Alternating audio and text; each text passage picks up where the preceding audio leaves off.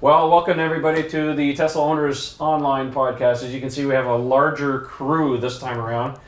We did this last year. We had a heck of a lot of fun, but we thought we'd grow it a little bit more. So we got a couple of new faces. In no particular order, I guess I'll start on this side. This is Ian Pavelko. You know him as Mad Hungarian. And we have Michael Bodner, Tesla Tunity. Make sure you subscribe to his channel. He's joining us. To my left, your right, is Brad Garcia. You know him as Garsh on Twitter. He's also one of the moderators on the forum, so thanks for his awesome work. Eric Camacho, of course, EC Fix. He's on the podcast regularly with us. Make sure you follow him. And over here we have Rafael Santoni, is Teslatino on the YouTube channel, so make sure you subscribe to him. And a new face over here, this is Nate McComb. And he goes by Purple Model 3 on Twitter, so make sure you follow him. So we don't have any set schedule. We're just going to kind of sit back and just talk about Tesla and our lives and whatever. We had a good evening this night because we were having a bit of a potluck barbecue, for everybody to come And I'm out. the one who's been drinking. Yes. Oh, yeah. You know what? We should preface this that this is probably going to end up being a not safe for work and not appropriate for children. There might be some. You have been warned. Adult language. Mr. Camacho has already started drinking, so. This is some great tea. EVs and tea. Exactly. EVs and tea. Yeah. I want to say thank you for everybody coming out because we are kind of celebrating a birthday. For me, I'm turning 50. So we had a bit of a birthday party tonight. So these are my best friends. So we got them all together. So thanks for that. Hey, that's it. Thank you. Get off my lawn. You look 70, which is great. Get off my lawn. All right. You know. That snort you might have heard was his wife in the background laughing. So Yes, there are some of our ladies are with us this evening. They're off to the side doing a bunch of social media with us. So we might bring them into the frame a little bit later. It depends on how shy and bashful they are, but it is what it is. I don't know. What do we want to talk about? Tesla stock price? Crazy? I don't know. it's seen its ups and downs this week. Yeah. A little less crazy today than a couple days ago. Yeah, it really shot up. You know, it's funny because I sent out a tweet and I said, this has all the signs of the bubble. And everybody was on my case. No, you're lying. It's not full. I'm like, okay, what happened? But it took like coronavirus to make the price go down. So like, hey, we're not going to ship cars out of China now. So you know. Well, I hope that most of you who are long on the, or maybe took a little bit of profiting on the stock did well.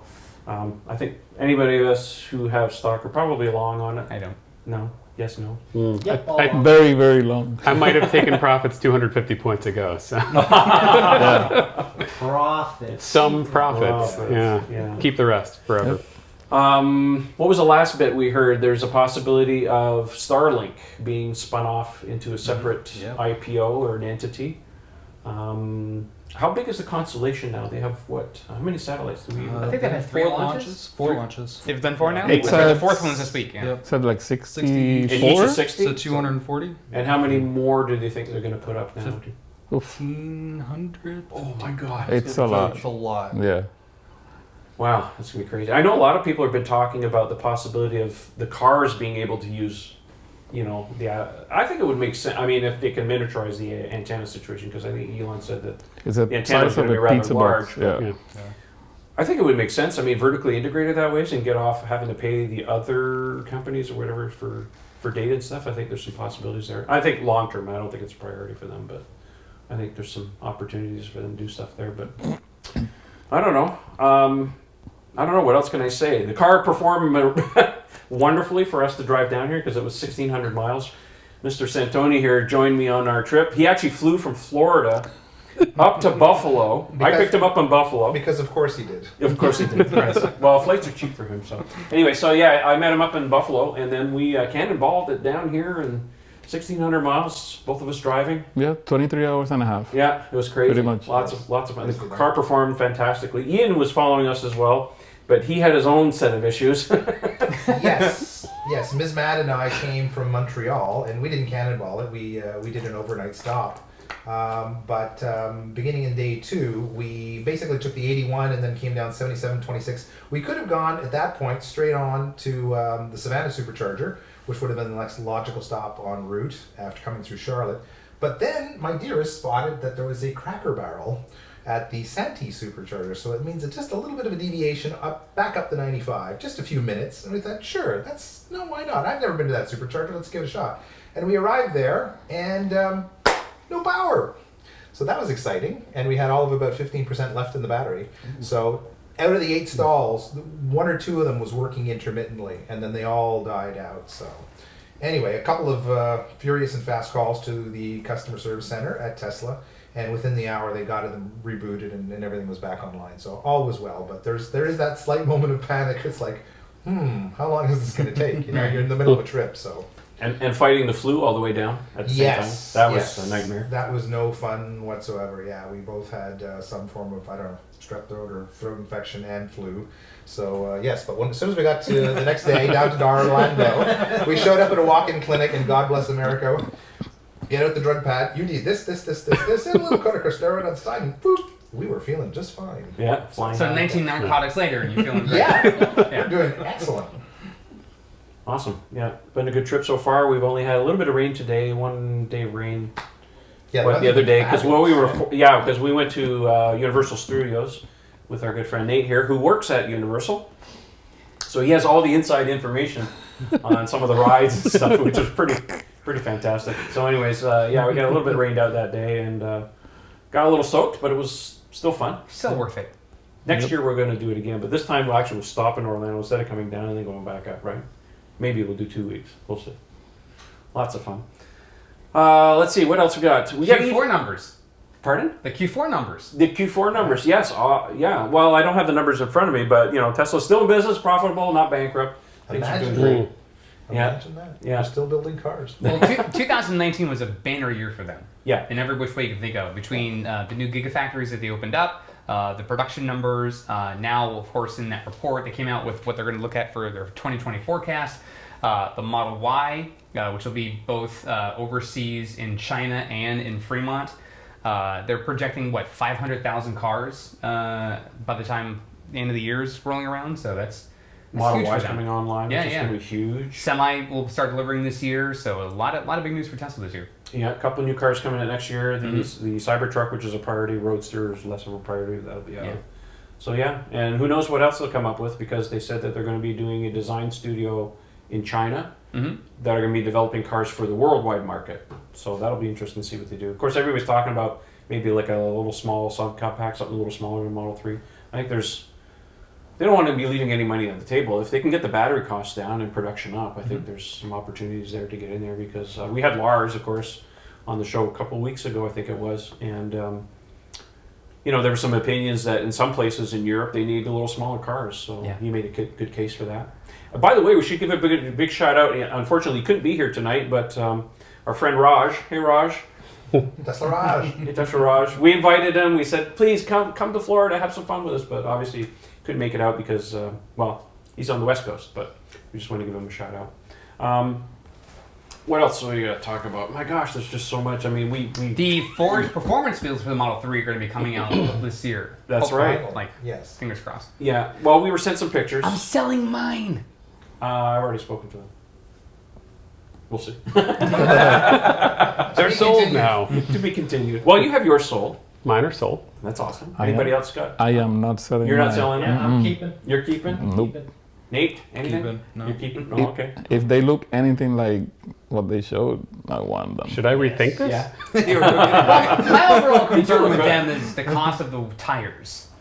Like that's for driving in Florida, those tires won't last very long. Yeah, $300 a piece probably. Well, About, yeah. Oh, wait a second. We still don't actually know what we're going to get on them. I mean, they did have it was a really aggressive race compound Pilot Sport Cup tire that was shown in the initial photos, but there's a lot of hubbub saying that no, that was just a promo thing, and we don't know. We're hoping that it's going to be the standard, Pilot Sport. For us? That's on the standard performance car. Really? Which for most people it makes more sense, unless it goes the other way, and they actually do put the cup tires on it, because I personally think that they have a bee in their bonnet about that Motor Trend test where they put it up against the Alfa Romeo Giulia, and they're missing like a second off the lap time to go catch it. And I guarantee you those tires, especially with the latest performance boost, they could take the Sports Center crown back for them Easily. So wouldn't surprise me if that's what they're going for. We'll see. I mean, it's a very track-oriented wheel. It's extremely lightweight. It's very performance-oriented. You know, and to have that sort of in the library of ways you can configure the car or as an option, whatever, to me it makes sense. Mm-hmm. But to people who want it, it's like, well, no, I don't want a daily driver of these. You know, I'm not out to set the lap record on the Nürburgring. Right. Why aren't you? I'm not Hashtag you. goals. You know? Yeah. Does anyone think those wheels will actually be for sale, or will they only be for the referral program and that's I it? think initially for this year, probably only for the referral. They may Yeah. eventually make it as an option. Because you can buy the arachnids, which Yeah. were for the Model S. That was part of the referral program originally. Mhm. Now you can actually buy I agree. them, I so. think that's going to show up in the option book, and that's why I Eventually. think they're going to maybe pair it with that more aggressive tire to give you a different flavor at the Yeah. extreme end. You know? Yeah. Who knows? Who knows? Well, I can't wait to track my car. yes. Rafael just got a brand new Performance He Model did, 3, yes. and he's been working on it, doing No, some different little Yeah. mods and stuff. Yeah. He just wrapped it in a beautiful new wrap. Yeah, that's crazy. You know, Where shout Where out, did you get your car wrapped? shout out to Mojo. Signature wraps. Signature custom wraps. In Fort Lauderdale. Yes. Ask for Mojo. Yes. Yep. That's for Mojo. He's Yeah. awesome. Yeah. And come to EVs and T tomorrow, but this will post after, so not tomorrow. Don't go tomorrow, and you'll see his car there. Not tomorrow. Yeah. So what's this EVs and T event you're talking about? Oh, EVs and T. It's a pretty big get together. I don't know, Rafael, you want to tell Over us about 600 people are already confirmed attending. 700. 700, thank you. Yeah. And so there's many things going to happen there. There's going to be music, there's going to be a DJ, food trucks, exhibition of different EVs, not just Teslas, right? So it's going to be, Tesla, Jaguar, I think it's got Audi. presence, Howdy. Audi. I don't think Porsche is going to have anything there. You had me at food trucks. Okay, so I think it's going to be great. And also in the morning, there's going to be a caravan from Signature Custom Wraps early to go to the event, but it's more because they have to set up over 20 custom cars that are going to be set up in a certain place. But anyone that wants to join is welcome to go. So Also, a really cool thing, we're going to have these two gentlemen are on one forum about the current state of electric vehicles and then the future of cars.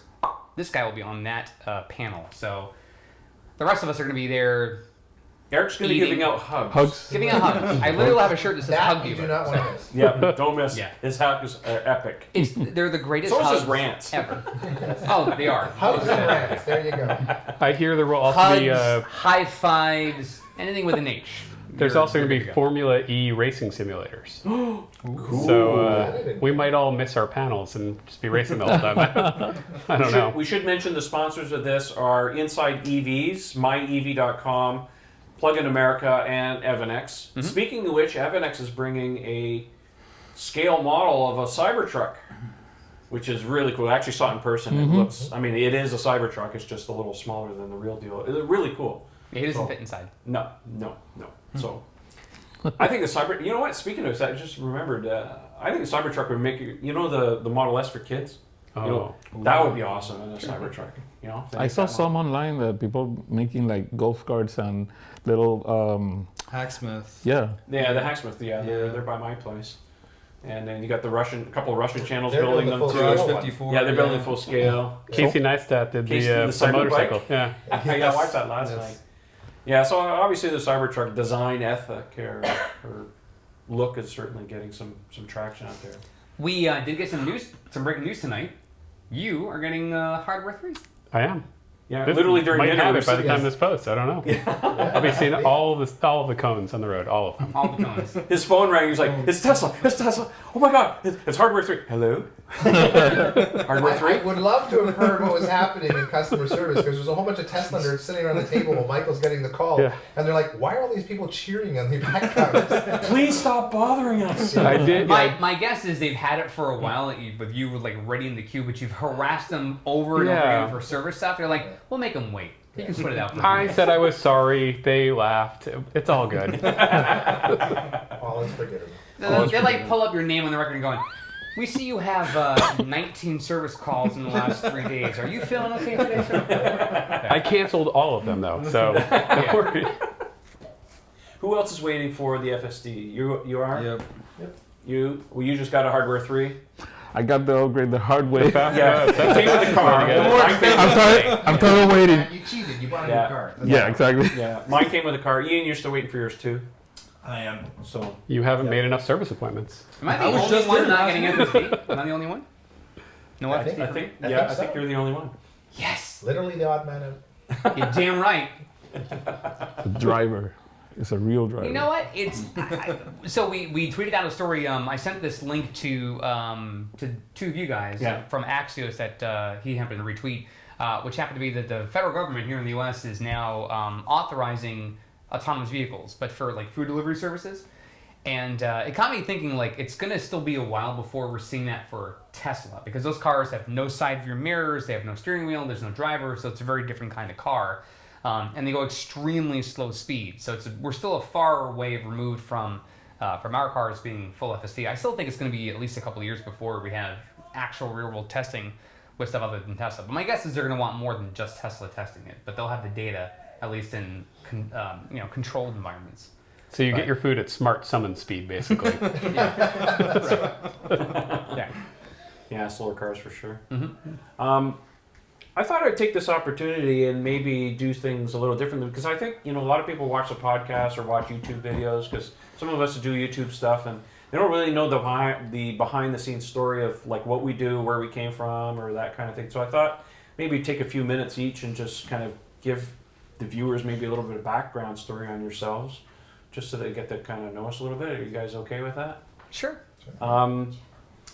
Since Nate, you're new, why don't you speak up and tell people about what you're all about and how you maybe came about. I think we should tie this in. Let's tie this in with Tesla.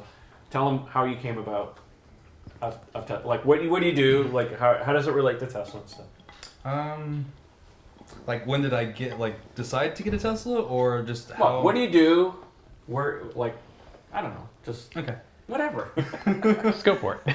We're winging it. Yeah. I got my Tesla about 500 days ago, a little over that. Waited 700 days to get it, so placed a reservation.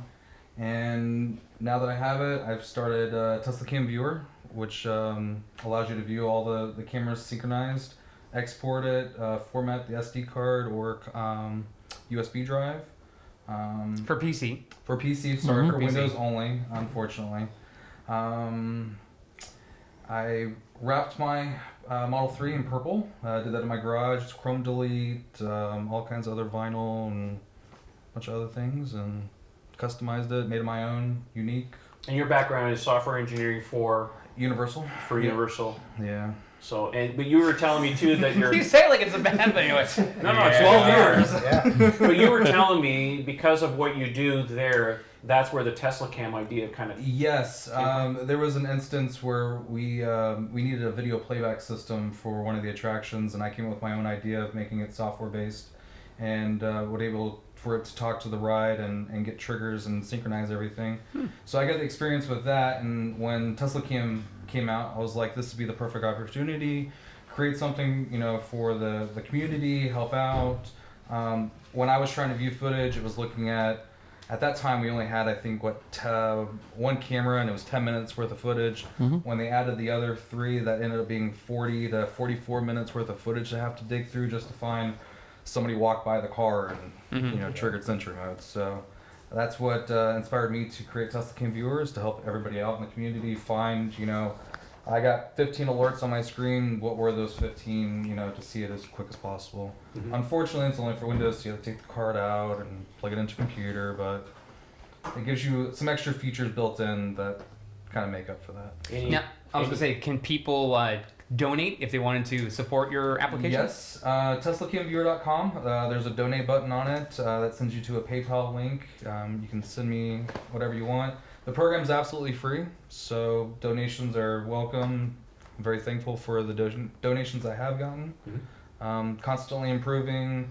Every couple weeks, I try to set a little time aside and get some updates in, add some new features, fix some bugs.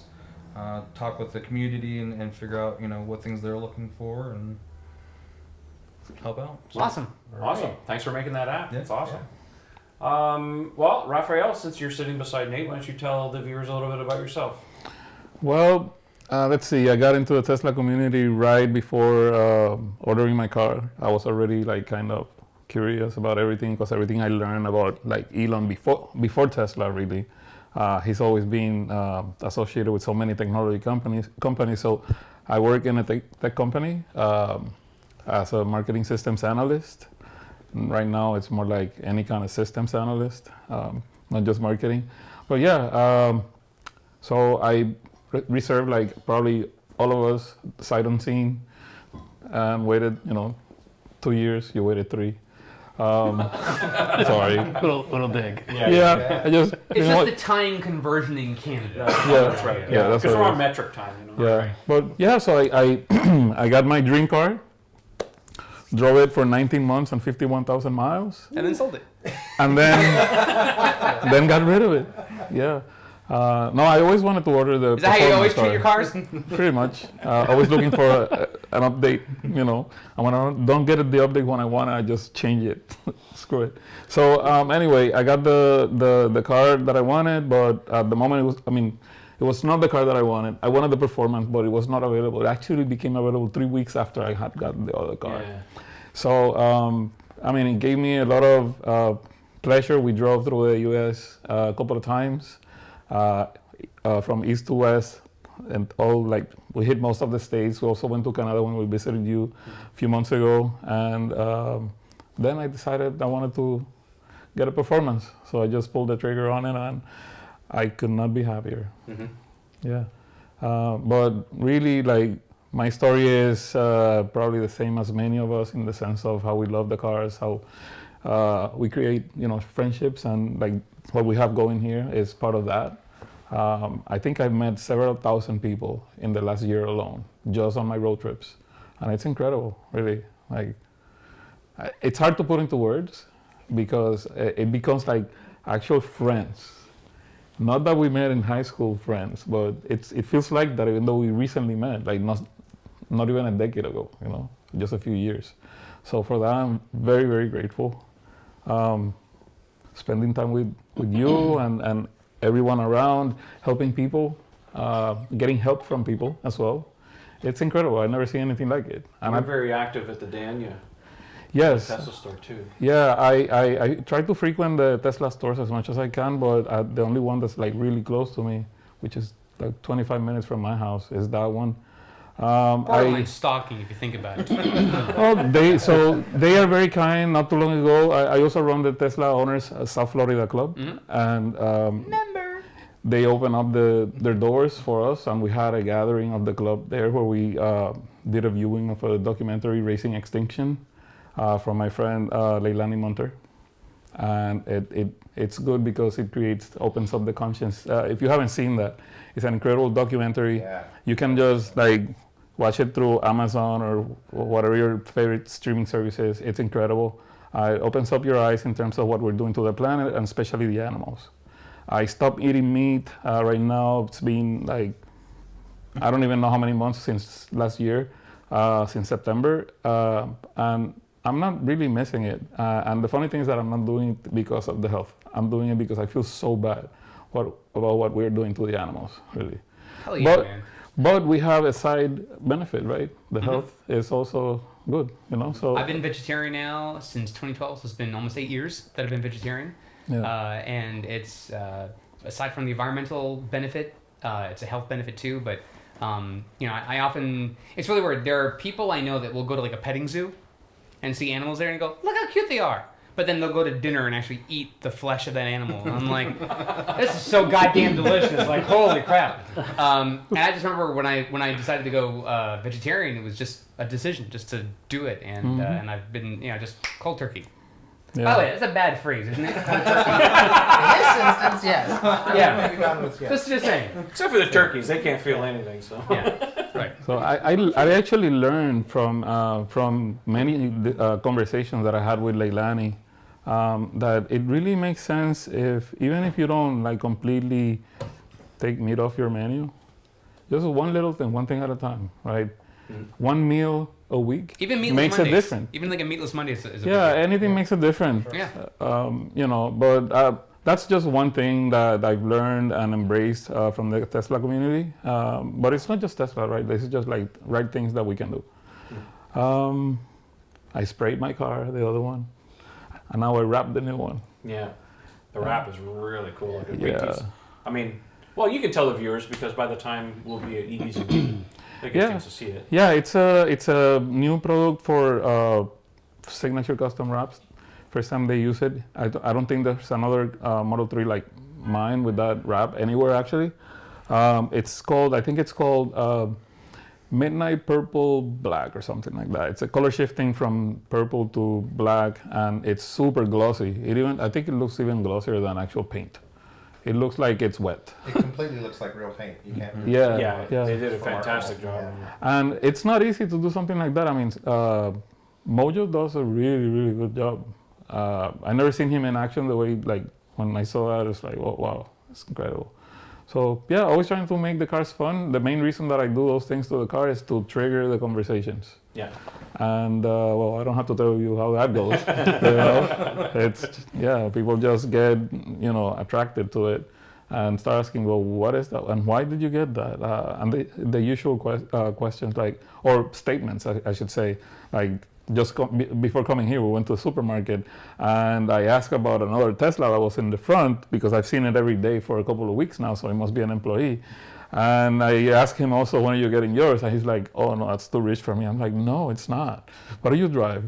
You can get one car just like mine and you'll save a ton of money anyway. So, there's a lot of education that still needs to happen.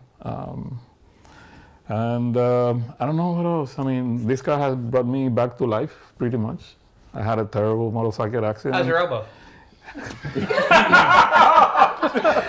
It's good, man. Good. Thank you for Sorry, asking. there's an inside How's joke on yours? that. Yeah, you don't want to know what that is. No, you don't. If you happen to go to EVs and T, you'll find out. Yeah, I even forgot what I was saying. No, but That's what happens when you get an itch. So. Oh yeah. Oh, the motorcycle accident. Yes. Yeah, so I had that thing, that accident a few years ago. When was it? I think it was 2016 or so. Put me basically in bed for 9 months. Couldn't do anything. Nancy had to, feed me and do everything for me. I slept on a recliner for basically 8 or 9 months, and it was terrible. Sounds terrible. It was terrible. But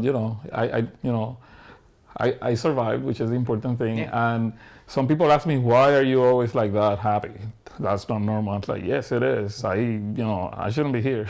So I try to enjoy every second. I made, good friends. So that's basically me. The wait for the Model 3 was what kept me kind of craving for something, looking for something. So that's what I did, and that's why we're here. Awesome. Yeah. Thanks for sharing your story. Yeah. Eric, how about you? Let's see. My parents got married, and then they then they made a mistake and had me. No, so I got into Tesla several years ago. My friend James, who no longer owns his Model S, he had a signature Model S. And I remember we were at some event, some party somewhere down in Broward County, and he had his car over, and we were all really excited for him. We were all very excited for the Model S. And I remember getting in the back seat, and he was showing some stuff on the MCU and just kind of driving for the car for a bit, and I just was overwhelmed with excitement, with just amazing how this car was. And so I told myself, I'm gonna get a Tesla someday. So life sort of has its way of being fun.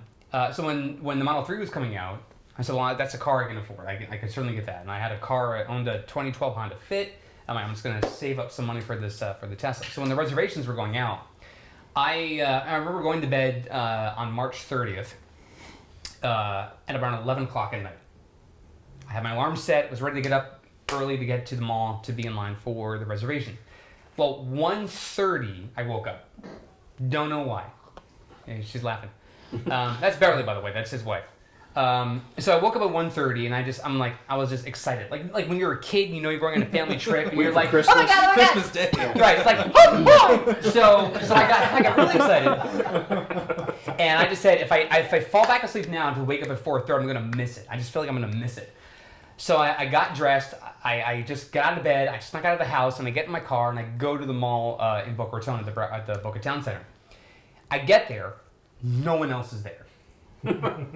I park my car, and I literally turn the key off the ignition, and then within 10 seconds, another car comes in, and I'm like, the hell with this. Run out of the car, dash to the front of the door, and I stand there and I wait.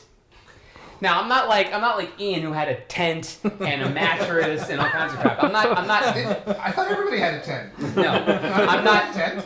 Right. I wore a cap. He covers his head with a tent. It's totally different. So I'm so I, compensating. right. So I get in line and I wait, and then people start straggling in soon after that. And next thing you know, there's some people who were being escorted by security about an hour later coming out through the door because they went in through a service entrance. And they were in the mall. They were there clearly after I was, because even his father was in line behind us going, no, yeah, we got here at the same time. He went into the service entrance. I was here. So I literally was the first person at Boca Town Center to reserve the Model 3. Nice. So I dropped my $1,000. That was a very hard swipe. It's like the swipe goes and you're like, yeah, I'm ready for this. They swipe it and they do the whole thing. And it's like, that's $1,000. And you're not going to see a return on the $1,000 for 2 years. Mm-hmm. So interest free. Yeah. Right. So Tesla was in touch with me over some period of time. I remember in the spring of 2018, before I got my car, one of my associates at Tesla called me up and said, we have your car. Bless you. Sorry. Remnants of food, you understand.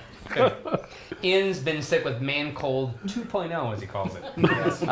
Really, it's more like an impish man cold, but whatever. So I finally get the call in April. The confirmed delivery date is April 27th.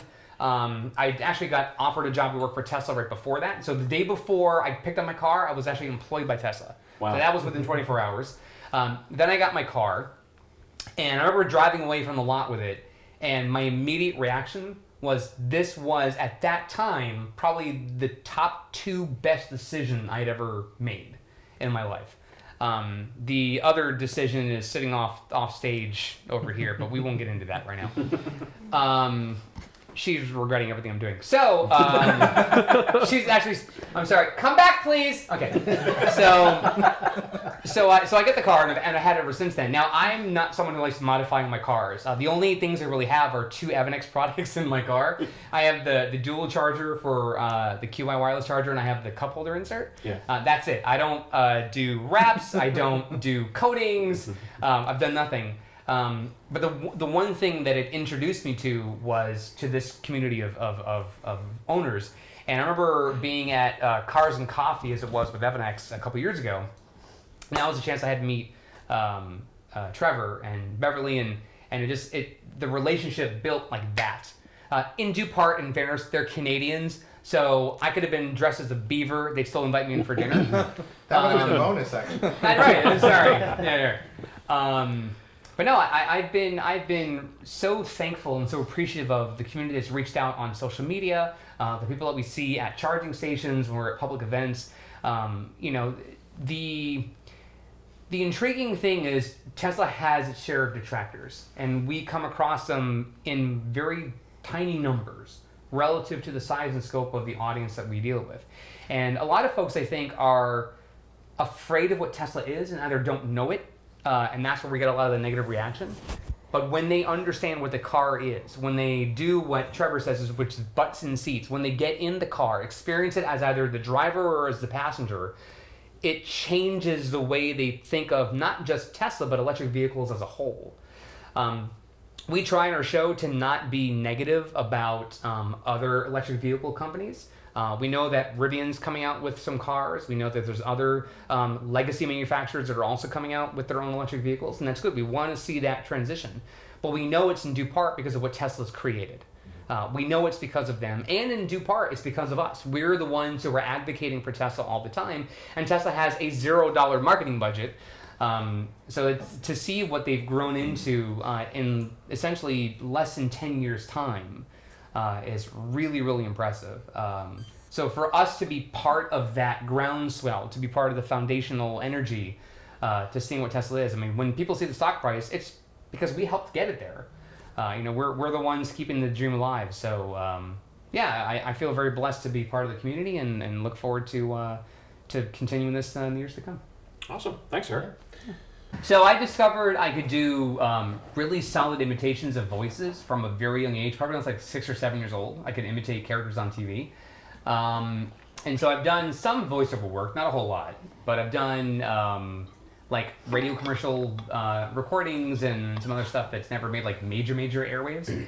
But yeah, I've always had a theatrical thing.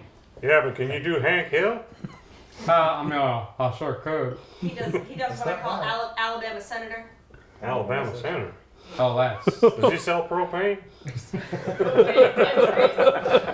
No one will ever beat your. No, I swear I don't really do that. She was almost 16.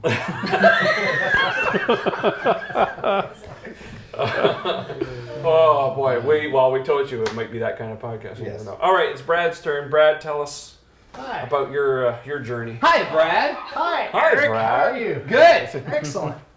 So, my journey probably began back in college in the early 90s. I was studying electrical engineering at Penn State, and I had my first opportunity to drive an electric car. Neat lines, by the way. It was a converted Ford Escort wagon. Wow. Yeah. And still had the manual transmission, still had to shift it, but it was quiet. And I was fascinated, of course, being an electrical engineer, I would be. So I've been waiting forever to start driving an electric car. So comes around to 2012. My current vehicle is about 13 years old, 170,000 miles, and probably not going to pass an inspection again. So that year, Nissan comes out with the Leaf, and Tesla comes out with the Model S. And I'm comparing the two companies, saying I've never heard of Tesla. They've never made a car before. The nearest dealership is 300 miles away, so I got the Nissan. Wish I could have a do-over for that one. But the Nissan was a good car. It worked well. It got me hooked on electric. From that point on, I decided I wasn't going to drive another combustion vehicle. I would always buy electric. And when the opportunity came and Model 3 was available at a much more affordable price, I jumped in. Yeah, and you have you have a Performance 3. Yes, I ended up, now that I'm a little older, decided it's, time for the midlife crisis car. So I went ahead and went for the performance version and do not regret it. It's been wonderful. Mm-hmm. Yeah, it's one of those cars you don't really regret. All right, that's it. Nice and short. Yeah. He's a moderator on the forums. He's awesome. I want to give a shout out to the team who really take care of the forum.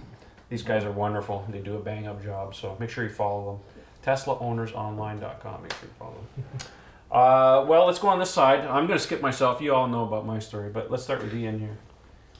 Well, I've been a lifelong gearhead. I mean, ever since I was old enough to haul myself up to the edge of the window and look at cars, I've been completely obsessed with them.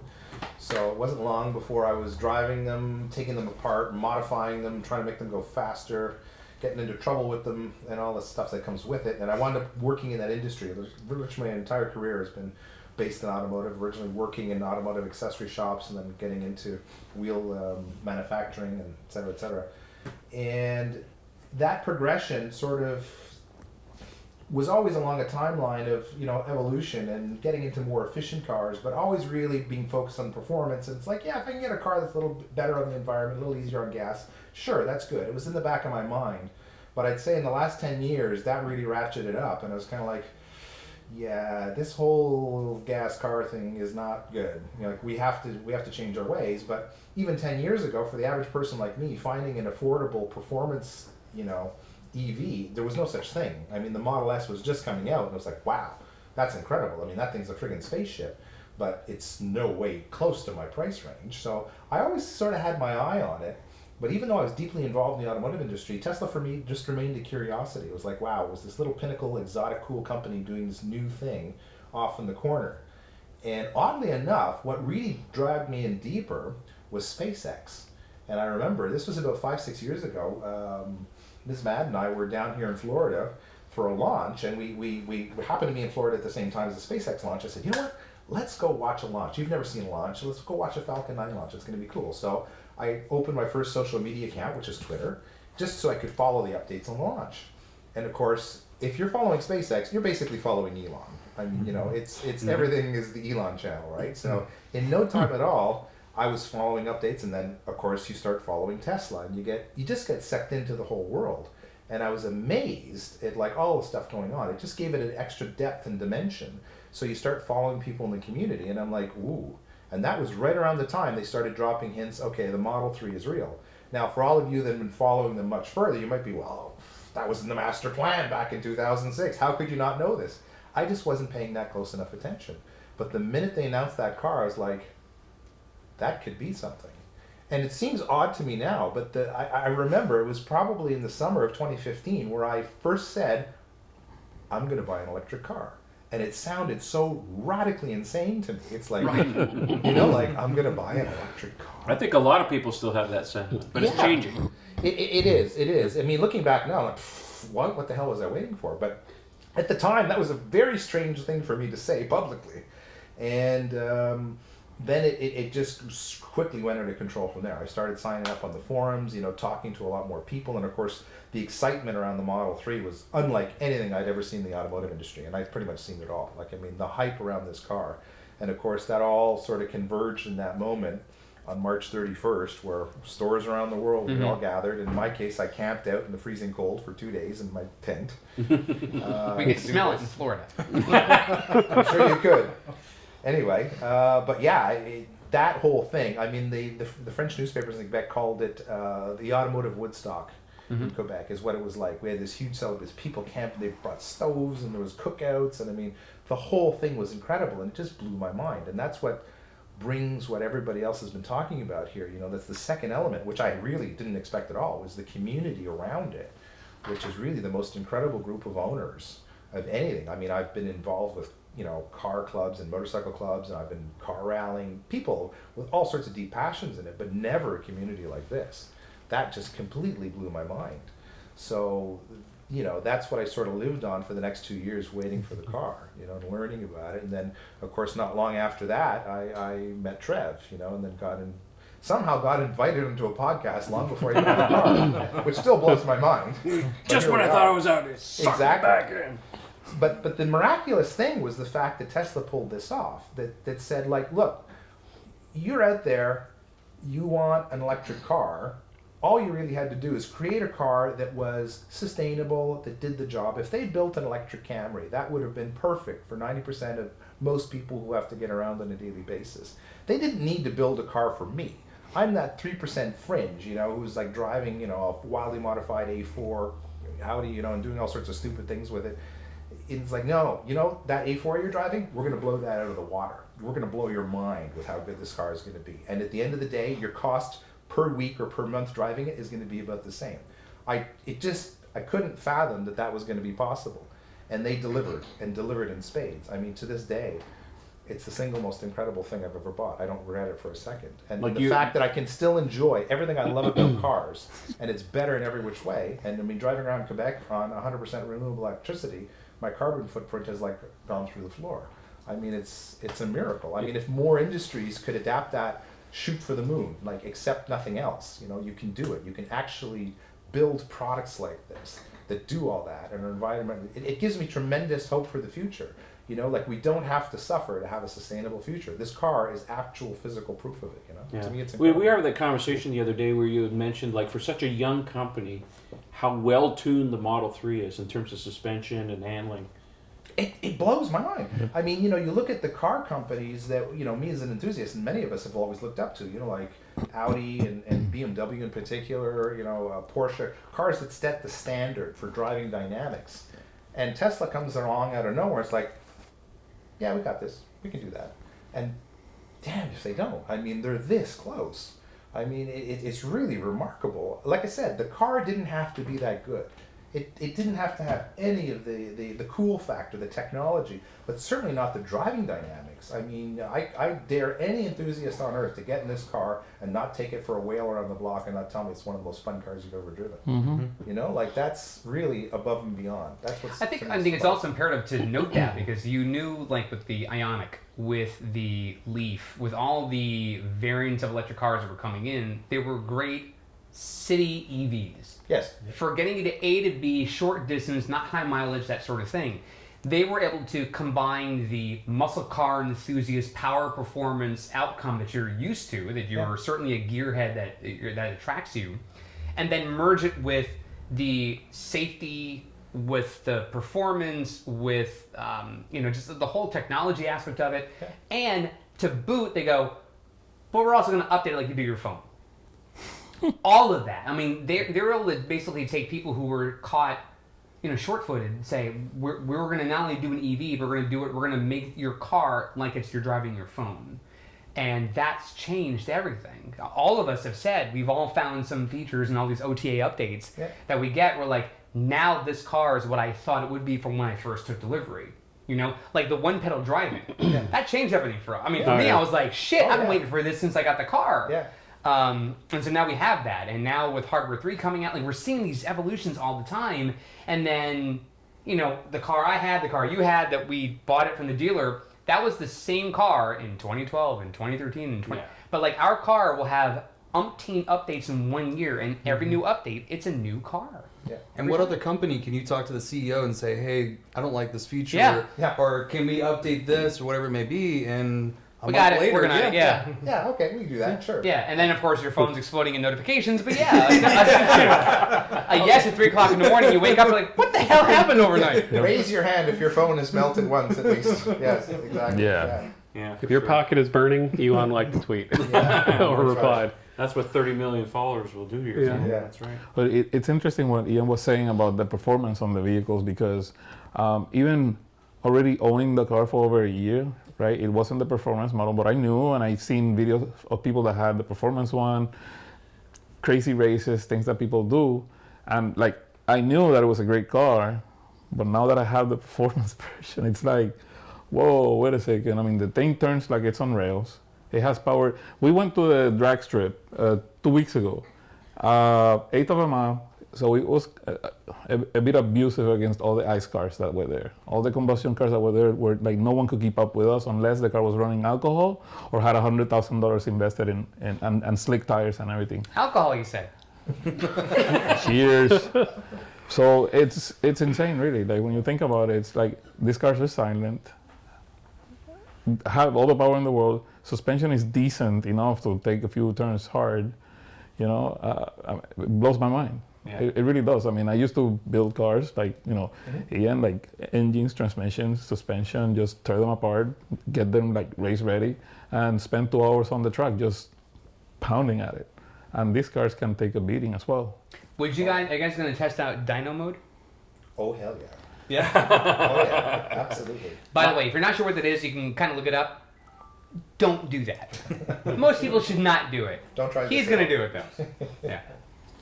Well, that leaves Mr. Michael Bodner. All Why don't you right. tell our viewers what your journey's been all about. Yeah, so normally I'm on the bleeding edge of technology, and somehow I knew nothing about the Model 3. I work in software development. I'm in an open floor plan, and the gentleman who sat next to me at the time, his name was Bruce, and he was looking at his computer at Tesla, and I was like, yeah, Tesla, they've got those really expensive cars that I'm not in the market for. I've got 2 little kids, and it's just not for me. And he says, no, they're coming out with an affordable car. And I was like, wait, say that again?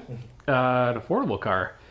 And I only know 2 speeds, 0 and 100. So as soon as I heard Tesla, affordable car, I spent the next, I think it was only like 3 or 4 days before March 31st, 2016, researching everything. I read everything that had ever been posted about the history of this affordable Tesla coming.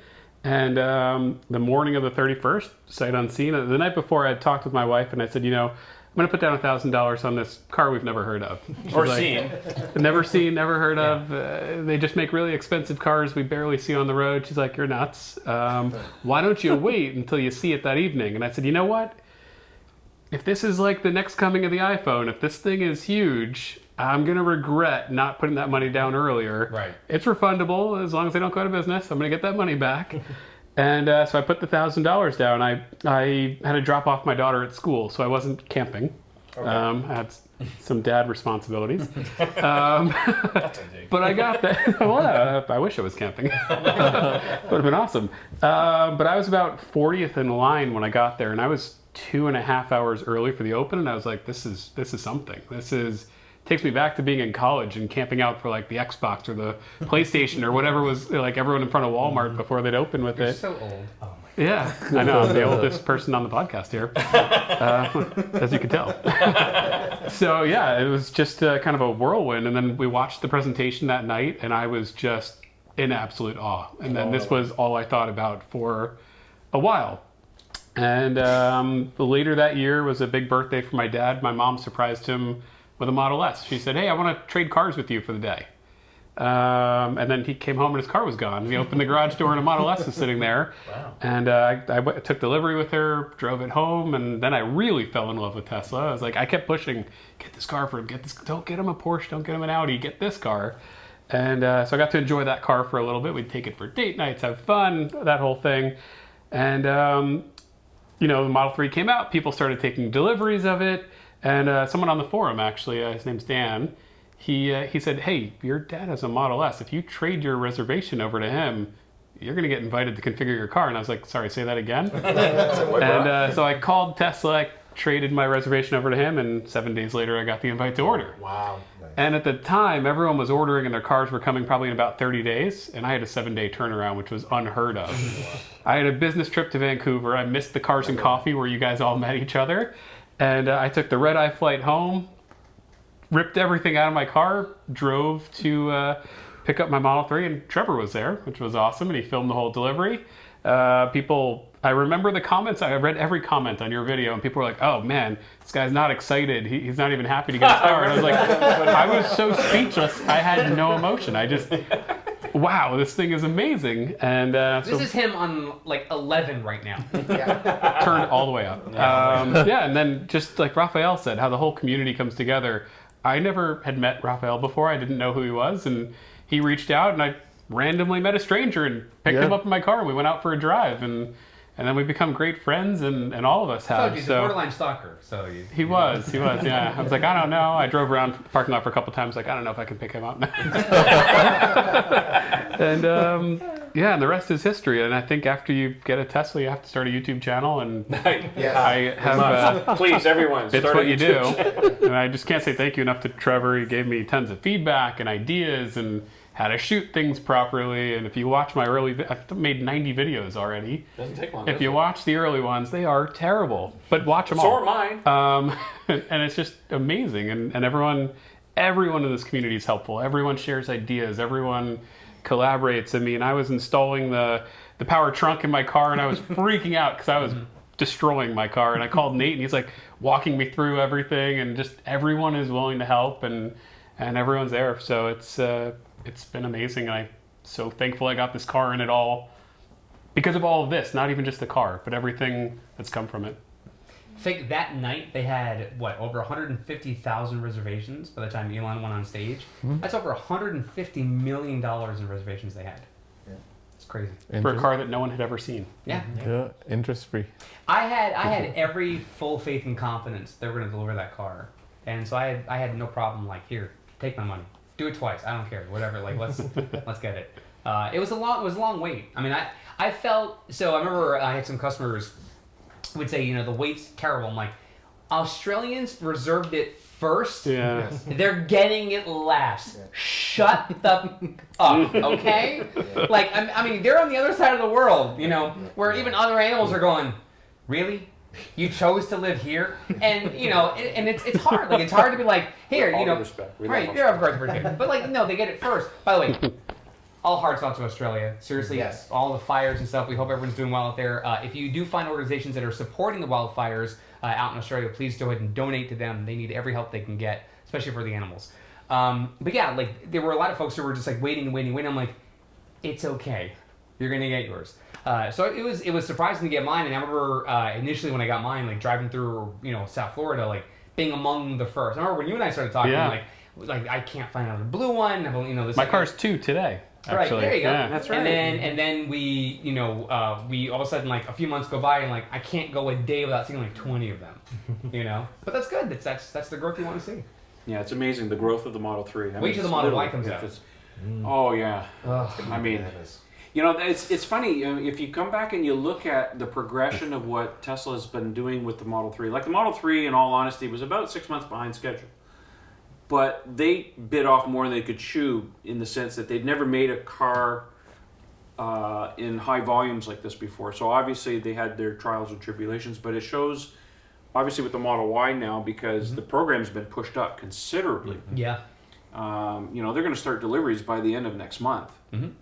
They're 3 quarters early. Yeah, exactly. at least. Well, with Yeah. the Model 3, they never expected the demand that they got. They just weren't well, ready for there that. were there were a number of things that kind of conspired against them, but at the end of the day, the fact that the Model Y is coming online much faster just shows that Tesla's certainly learned from their mistakes. Yeah. And they become a much more mature company, which, in all honesty, gives me a lot more confidence that the rest of the cars will come onto the market, in decent time. Even though they said that, well, the Cybertruck, we still have to figure out how we're going to build this thing, which is fine because, it is literally different from every other car in the market. So Giga Austin. yeah, there's talk about that. I'm not 100% sure. they still haven't finished the first Gigafactory. It's still out there in Well, the don't forget hot. how long it took for them to even sell cars in Texas. Right. You know what I mean? Like it's Yeah. so I'm sort of on the fence whether that's going to be a thing. I would think they want to try to start selling cars in Texas before they start building cars in Texas. It'd be kind of weird. Like, we're going to build it here, but you can't buy it here. We're going to ship it out. That'd be kind of weird. But I think Tesla's still very young when it comes to manufacturing. I look at them more as a tech company than I do an automotive company because we know they're delivering solutions for solar and other stuff now. Of course, we have their AI program that they're kind of kicking off. The battery technology is really a huge thing for them too, and the advancements there. But I think that for them to be, roughly 10-ish years old, and to see what they're doing every time they're building a new car, that's the first of its kind by anybody building that thing. We know the Model X had its issues early on with the Falcon Wing doors and everything else. They didn't need that, but they added it because Elon's like, why the hell not? So the Model Y is going to be the first car where it literally is you have a sibling that you can tell where the DNA comes from. It's from that. We're going to just tweak a little bit to make it a bigger vehicle. The figures that have come out now, someone did an animated GIF showing the two cars kind of put together. The Model Y looks like it's shorter in length, but obviously bigger in volume. And they learned a lot. The Model 3, iterations, they learned from that. Now they're building a better vehicle in the Model Y, and I think it's going to be, it's going to blow their numbers out the water in terms of sales. We're going to see astronomically crazy numbers every quarter relative to year-over-year numbers, just because it's getting online, a good quarter or two early, and the sales are going to be through the roof, I think. Yeah, and we've finally seen Tesla finally turn the corner. It's taken them a long time to actually finally get profitable because you have to remember. And this is a conversation we have with people a lot of the time, is that they don't realize, if you look at the other manufacturers, I'm talking North American manufacturers, they've been building cars for, 100 years, 100 plus years. Yeah. And they got big very fast during the Second World War because the government basically said, no more cars, we need tanks, guns, and airplanes. Yeah. And they paid for all those factories, right? So they were able to get big very quickly during that time. And of course, they got even bigger during the economic boom after the Second World War. Now here's Tesla, is barely 17 years old, and they started with nothing.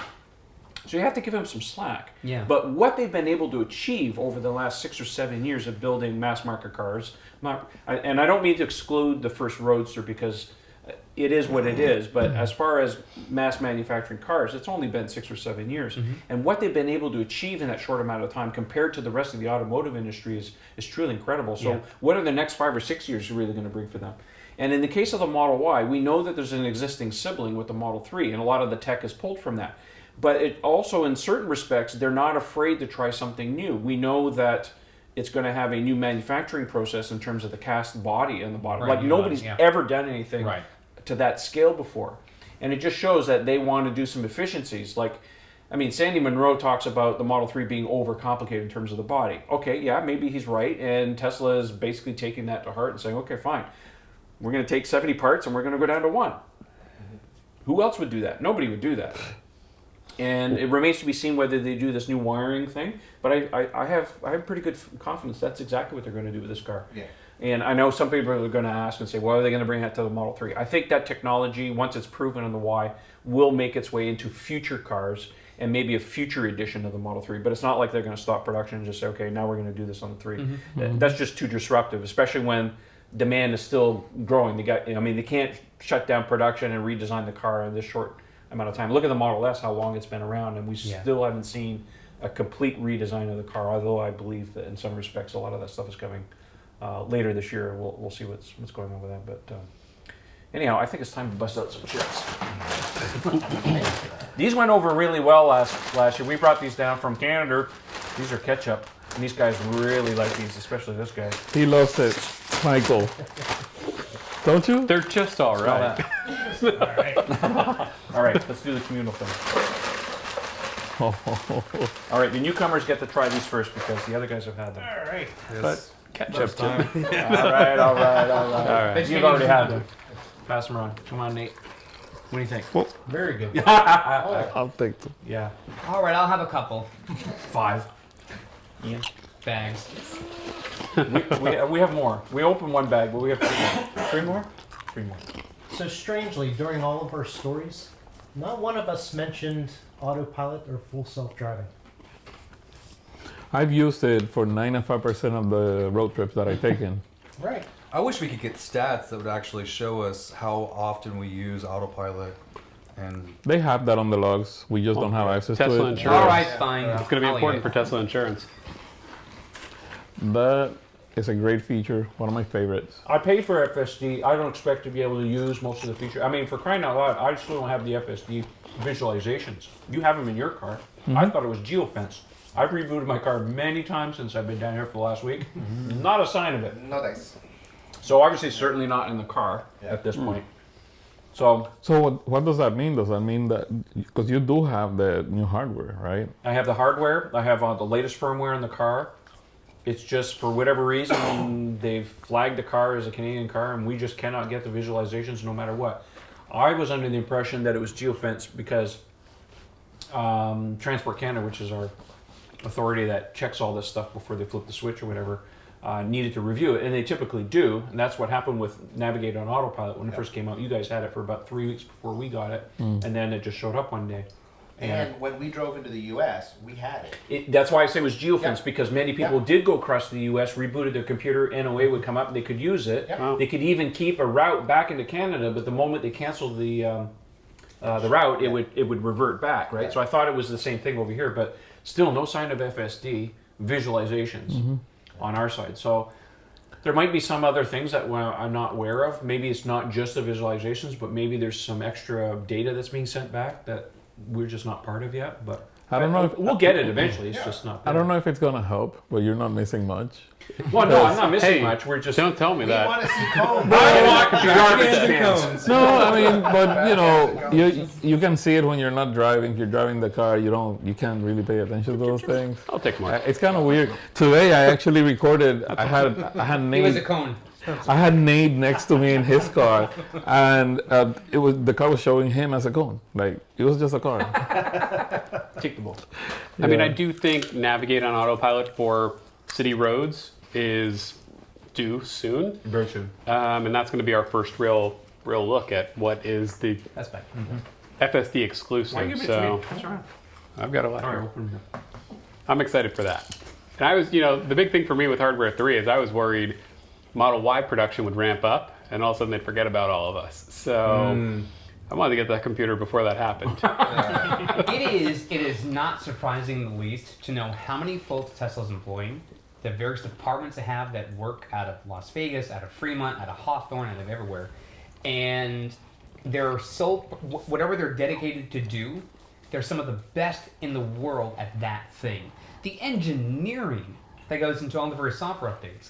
I mean, when Elon says yes, I'm sure there's some engineer somewhere on the team going, Freaking out. crap, right? Like now, now it may very well be they're already in development. It's probably part of their pipeline. It could be pre-production. or Yeah. something We're getting the else. side cameras now when you back up. Right. Yeah. Someone But- freaked out probably. But I'm sure there are some things where Elon probably reads a tweet from someone and thinks, yeah, we can probably do that, and just says yes, and then now it goes into, and I'm sure right after he hits yes, someone's already on it, like it's now in their project On the list, like they're whiteboard. going to work on that the next day. Yeah. So the total capacity of technology experience and programming experience and production experience and manufacturing, logistics, it's a monumental thing that they're doing in less than 10 years. And so and they're just adding products every year. It's one thing when you first have the Roadster as a proof of concept car, and then you get into the Model S and you go, aha, now we can do that. And then you go to the Model Y, which was like kind of a fun thing. It wasn't the original plan, but they said, we'll do that. You mean the X? Yes. Yes, the X, I'm sorry. And then you have the Model 3, which of course was the ultimate goal as far as phase 1. And then, now they're like, we'll do a truck, and we'll do a semi, and we'll do that. And so now it's like they're just adding to their fleet, and then people think that, 2 years ago, how many of us would say that they're going to have this number of cars in their pipeline? Probably not a lot of people. It's changed a lot. I think the semi probably took a lot of people by surprise. They never thought they were going to get that first before another kind of passenger car like the Cybertruck is going to be. The ATV caught me off guard. Yeah. To be honest. Well, yeah, the ATV thing is very much an afterthought because that was somebody. Surfboards. Yeah, the surfboards. Yeah, the limited edition thing. The ATV is interesting because I've seen somebody, and I forget who it was, but I did see a YouTube video where the guy was analyzing it. It's a Yamaha ATV, and all they did was change the bodywork on it and put an electric powertrain in it, just so they could have something on stage. I mean, the fact that he says, "Yeah, we're going to do that too," is just like, I'm sure the engineers are like, "Oh God, all right, I guess." It's an add-on. It's an add-on to the truck. So. Yeah, so it shows that they're thinking differently on that sense. But I don't know. We've had that conversation before about the semi truck. I mean, it's taken a long time to go from what they showed in 2017, at the end of 2017, up to when they actually start producing it. But again, that's a vehicle you can't be like the consumer and say go from drawings to full production in 2 years. That thing has to be tested because the commercial customers have a different... Has to be right from the gate. Yeah, exactly. And it's showing that Tesla is actually taking that to heart and actually engineering this thing and actually testing it to its limits.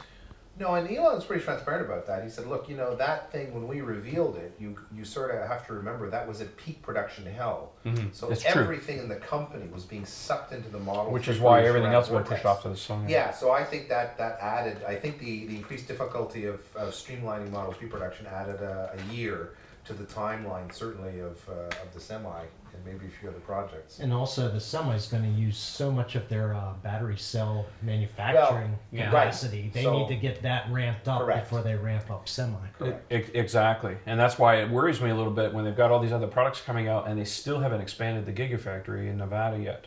Yeah, they built the Gigafactory Phase 1 in China, but now they're actually building the shell for Phase 2, which is actually cell production in China. But they can't build the rest of these products without more cells and more batteries. And I think it ties into what Tesla's going to be talking pretty soon about Battery Investor Day, where they're going to lay out and say, look, here's our new technology, and we're actually going to manufacture the cells ourselves, maybe with a little bit of assistance from Panasonic, but actually we want to go for full vertical on that side. So, and wasn't there news recently that Panasonic finally announced that they finally started to become profitable? Yes. With the battery cell association with Tesla? Yes, they did. Now, I don't know what their capital expenditure was projected to be over so many years or whatever, but the fact that they've actually been able to do that essentially over the last, 2 years really, of them making Model 3 cells and stuff, so that's good. Which probably helped some of their stock and stuff. So. Oh, yeah, no doubt.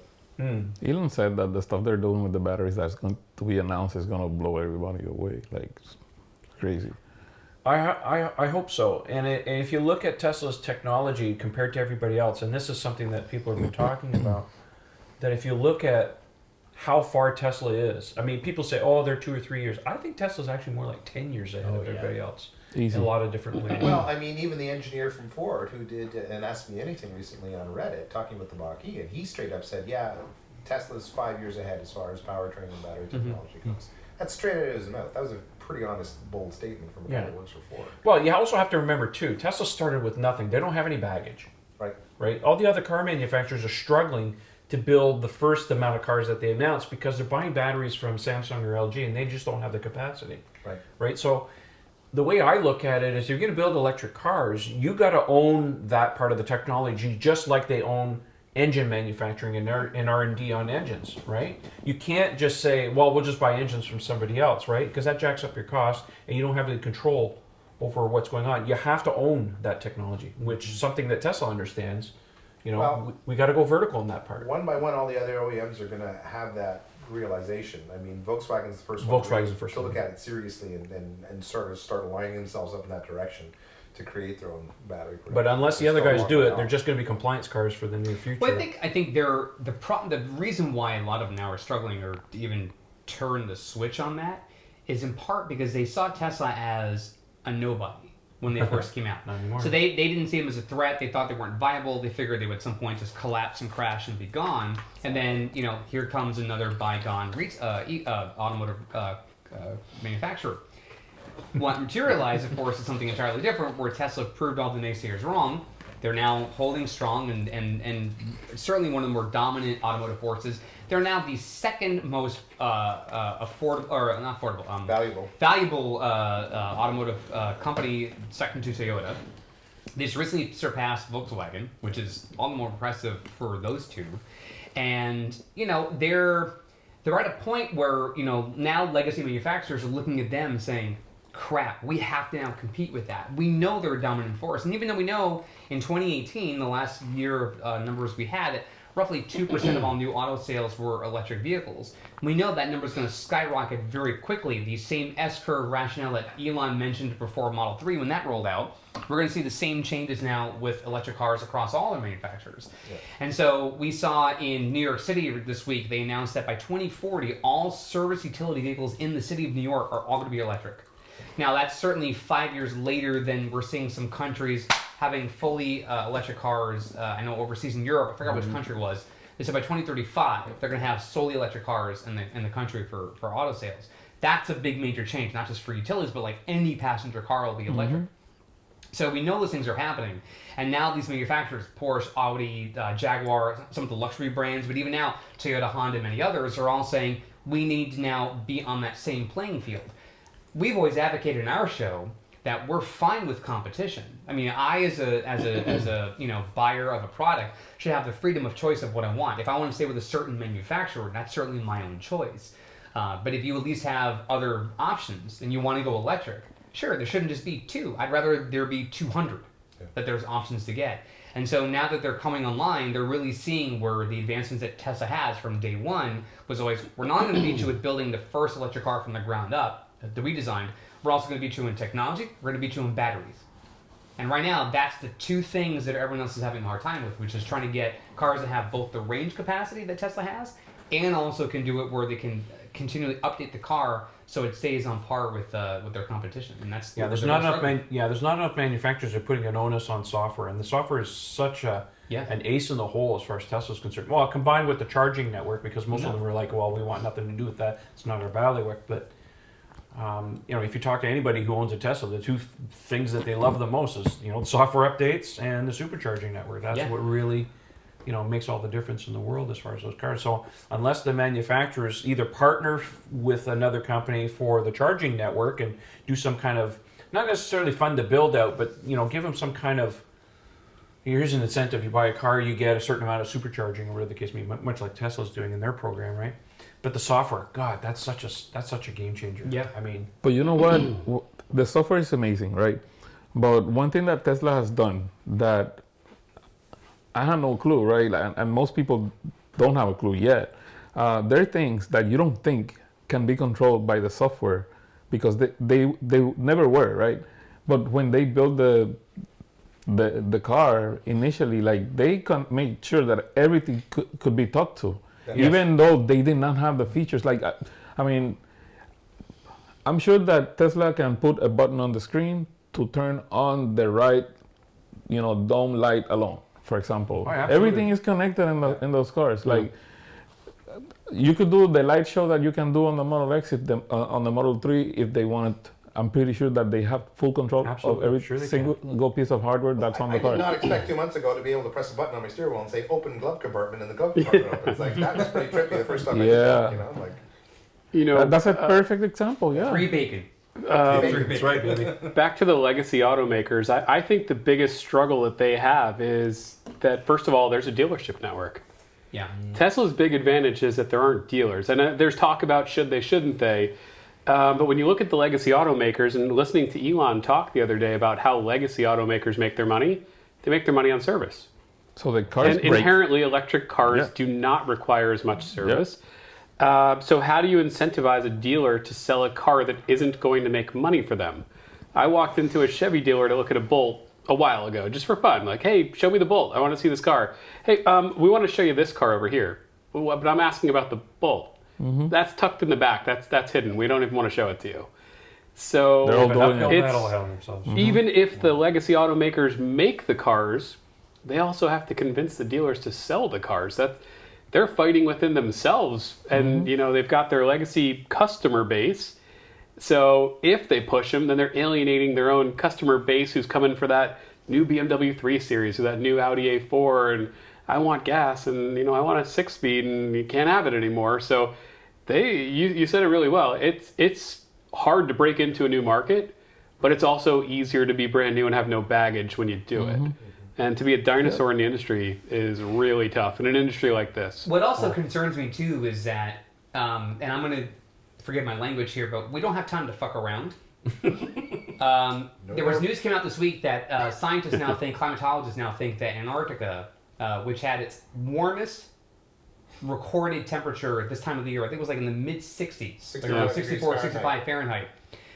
Where it's warmer in Antarctica and some other parts of the planet currently It experiencing was colder here in Florida this morning. right? Yeah. So That's wrong. and, That's not and right. if all of Antarctica melts, you're talking about 200 feet of sea level rise. That just erases how much of the landscape on Earth as we know it, right? So Tesla's main mission has always been about sustainable solutions designed to, such a combat climate change.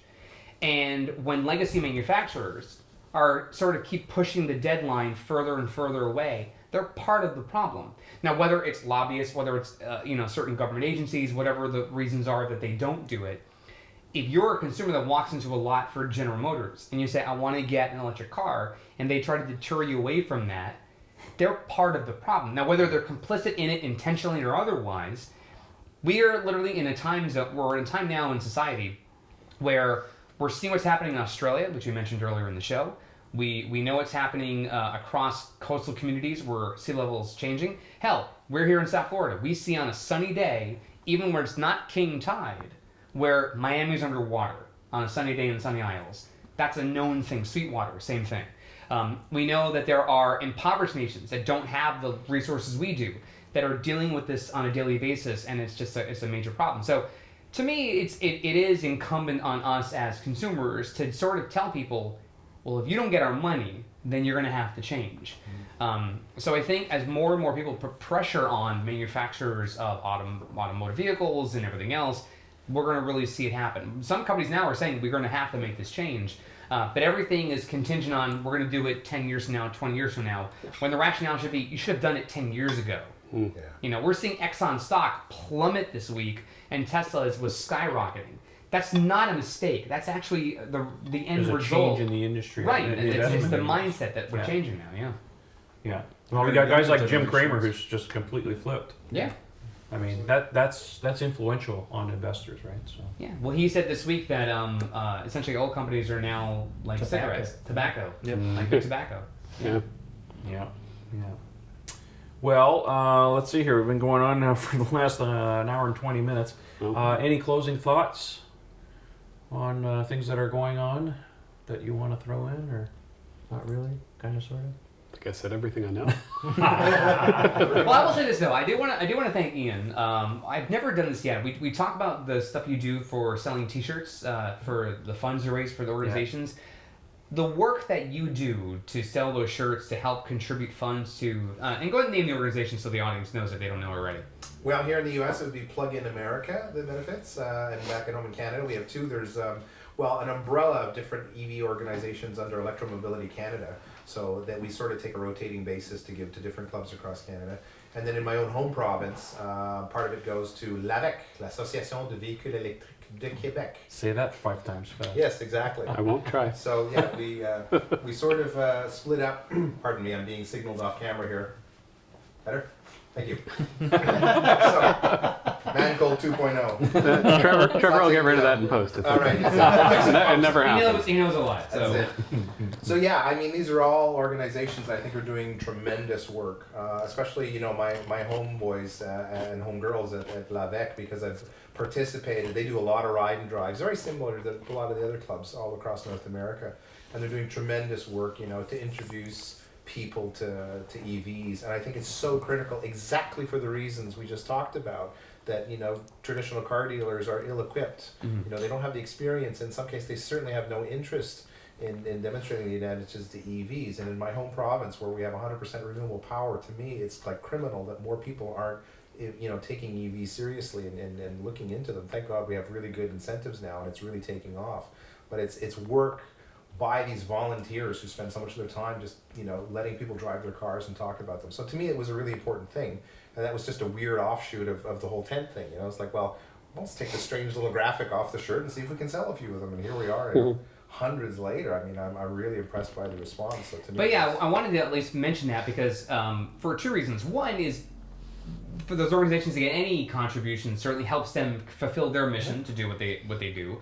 But secondly, you mentioned earlier about your story, your backstory, how you came to get into electric vehicles. So to go from being a motorhead in every sense of the term to now being all in on electric vehicles, and now find organizations that help convert people who were like you once before into EV ownership is a big thing. So, obviously there's a lot of causes we could all fight for, but it's nice that you're giving contributions to all three of those organizations. So I just wanted to commend you on doing that for the time you've been doing Thanks, it. man. That's very kind of you. You're very welcome.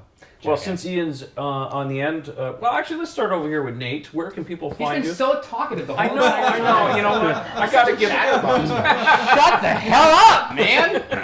You guys are doing pretty good. So, you can find me on Twitter at Nate_McComb. On Instagram, Nate.McComb. GitHub, Nate.McComb. Just Google Nate.McComb. TeslaCamViewer.com. Yeah, TeslaCamViewer.com. You'll find me. If you search for the hashtag Purple Model 3, you get in this guy too. Yeah, That's a good one. So He's also a cone. he's also a cone. We're gonna, It's McComb and CCONB. There you go. Cone. Yep. Awesome. How about you, Rafael? Where can people find you? easy Teslatino on YouTube and on Twitter. And what's Nancy's handle? ts.la TNA. That's There you go. You gotta give a shout out to you. Yes. There we go. Yes, that's right. It's Your better half. it's the stock symbol for Tesla. Yes. There you go. Yeah. Eric, how about you? You guys can find me on, if you've heard of it, there's a social media website called Twitter. You can find me on Twitter at ECFix, ECFIX. If you ever want to use my referral code, because again, we're all happy to do that. There will be links in the description for this podcast. I'm sure Trevor will handle that. There's, 14 of us, so good luck trying to pick one of them. I don't have even close to getting one Roadster. I think Trevor is getting 9. So feel free to use my referral code if you can. But yeah, thanks so much. And for the 4 of you who took delivery last year, congratulations. If you get a referral code this year, you can either get money off towards your solar installation, which is really a big push now for Tesla. They're really ramping up on solar. You can also get 1,000 free supercharging miles for your Tesla, which is a great way to start off a road trip when you take risks. He's taken like 50,000 miles in road trips already this year. So, I'm sorry, not this year, last year. And so much so he had to get a new car because of it. But, so there you go. How about you, Brad? Where can people All find right, you? I'm Brad Garcia on Twitter, and I'm also Garsh on Tesla Owners Online. And I'm planning a road trip for April, so if someone wants to use my referral code, I could use the free supercharger miles. Hook the man up. Hook the man up. Ian, you're on the end there. Where can people find you? So on Twitter, at Ian Pavelko. The nickname's Matt Hungarian, but the actual address is at Ian Pavelko. Tesla Owners Online, you can find me on the handle Mad Hungarian. If you've had any weird tire questions, I'm happy to help you out there. And finally, if you're looking for one of the t-shirts we were just talking about, you can go to Teespring, T-E-E Spring, all one word, .com, and look up Mad Hungarian's Evolve Wear. Just put that in a little search bar, you'll find my little store, and you'll see all the different shirt designs. And yeah, that's about it. Mr. Bodner? All right. Well, keep it simple. You can find me at Tesla Tunity on YouTube, Facebook, Instagram, and my favorite is Twitter. What, no Snapchat? No Snapchat, no TikTok. That's where I stay. There's way too many. Twitter and YouTube. I'm trying the Instagram thing. I don't know. And of course, SoFla Model 3 on Tesla Owners Online. Awesome. And thank you for Michael's work, because he's also another moderator who does fantastic work. Thank you. Golf clap, golf clap. Yes. Well, I guess that leaves me. You can follow me on Twitter. The handle's Model 3 Owners, but look for Tesla Owners Online. You can find us on YouTube. Obviously, you can subscribe to our channel. And don't forget the forum, TeslaOwnersOnline.com. Best place to discuss all things Tesla. We also have an Instagram account, but I don't post there very often. I tend to put my cat pictures on there. So. Oh, what's Nutmeg's Instagram account? Nutmeg is Royal Highness Nutmeg. Actually, you can follow him on Instagram. He might end up with more followers than you. Probably. But yeah. So yeah, that's the end of the show, and I want to bring in the ladies here for a moment here because we're not quite done yet, Mr. Page. We're Oh, not quite done yet. okay. I think the ladies have a little something sexual going on here. boy. Ladies, come with me, ladies. Come on.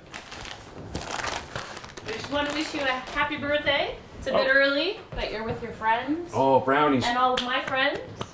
Come on into the shot, ladies. Over here in front of the table so everybody can see them. Come on, everybody in. Here we go. Shall we sing This is it? Beverly. I guess we can sing it. This Tracy, Beverly. No, they can't see it, ladies. Come on, up front. Come. So this is Trevor's wife. This is Beverly. That is my future wife. This We've is- got over there in the arm of the couch, we got his wife. That's Nancy. And then we got Bridge right in the front, which is Ian's wife. So the ladies are all here. And with that, happy Birthday to you. Happy birthday to you. Happy birthday, dear Trevor. Oh, fart. Happy birthday to you. Candles! Here we And go. many more. Roadster next week. You can't say it out loud. Oh, God. All right, 2021. No, I ruined it again. Yay! All right, folks, that's it. Thanks for watching the show. We'll see you guys again soon. Thanks, guys. See ya. Good night, The everyone. power stayed on. Yeah, the power stayed on next year. Hey! Well, for one camera.